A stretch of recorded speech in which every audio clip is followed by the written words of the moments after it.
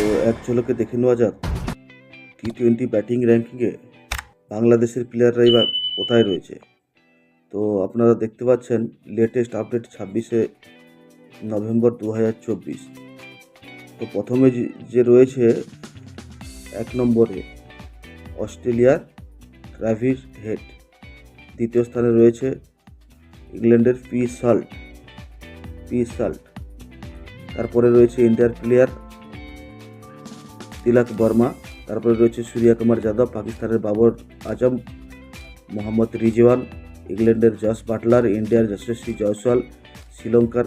এর মধ্যে আপনারা দেখতে পাচ্ছেন এই অবধি, তো নিচে অবধি স্ক্রিনটা ভালো করে ফলো করবেন। বাংলাদেশি প্লেয়ার এর মধ্যে কোথাও রয়েছে, তো দেখে নেব বাংলাদেশি প্লেয়ার কোথায় রয়েছে। বাংলাদেশ প্লেয়ার রয়েছে তাহির হৃদয়, রয়েছে 24 নম্বরে। তারপরে বাংলাদেশি প্লেয়ার রয়েছে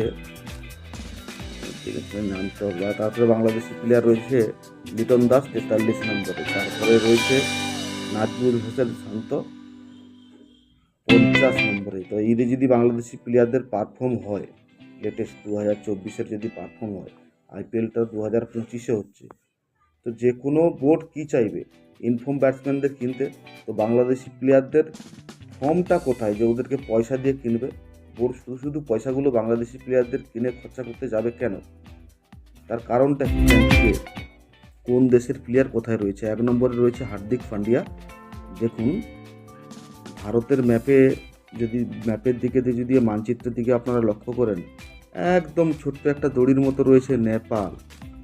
তো সেই নেপালের প্লেয়ার দীপেন্দর সিং, তিনি আছেন 2 নম্বরে। তো বাংলাদেশি প্লেয়ারকে খুঁজতে হলে অনেক কষ্ট করতে হবে ভাই। বাংলাদেশি প্লেয়ারকে খুঁজে পেলাম 48 নম্বরে।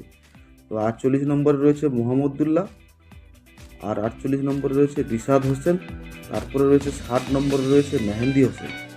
এই হচ্ছে বাংলাদেশি অলরাউন্ডারদের পারফর্ম, যেটার উপরে ভিত্তি করে টি-20 খেলা চলে, অলরাউন্ডার এবং ব্যাটিং।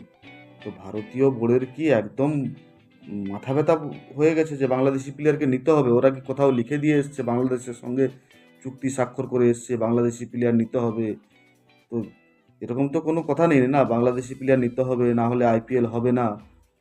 ওরা যেভাবেই খেলুক, যাই খেলুক, ওরা ব্যাট নিয়ে খেলুক বা উইকেট নিয়ে ব্যাটিং করুক বা বোল্টার নিয়ে বল ছুড়ুক, বাংলাদেশি প্লেয়ারদের নিতে হবে, এরকম তো চুক্তি হয়নি ইন্ডিয়ার সঙ্গে না।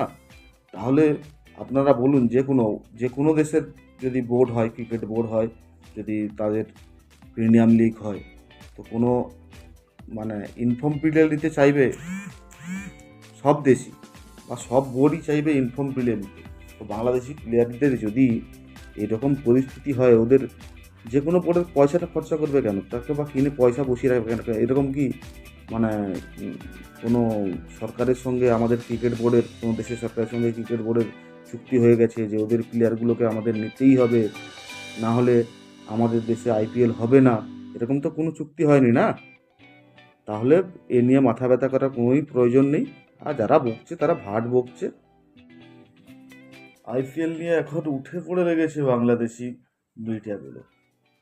ওরা কখনো বলে ভারত বয়কট, আবার কখনো বলে আইপিএল বয়কট। যে দেশ ভারত বয়কট করতে চায়, আবার সেই দেশের প্লেয়ার যদি ভারতে না খেলতে পায়, সেই দেশের মিডিয়া ও ফ্যানগুলো তেলে বেগুনে জ্বলে ওঠে। ভাই এ কিভাবে ভারত বয়কট ভাই? আমি তো বুঝে পাই না। আরে ভাই, ভারতকে দেখে শিখুন, পাকিস্তানে খেলতে যাবে না তো যাবেই না। বাংলাদেশি এইসব ফ্যানদের উদ্দেশ্যে শুধু একটাই কথা বলবো, বাস আবেগ দিয়ে ইউনিস দাদুকে সরকারে বসানো যায়, কিন্তু ভারতে খেলতে হলে কারেন্ট ফর্ম লাগে, যেটা বোঝার শক্তি ইউনিস দাদুর নাতিদের নেই। সবাই ভালো থাকবেন, সুস্থ থাকবেন। জয় হিন্দ, জয় ভারত।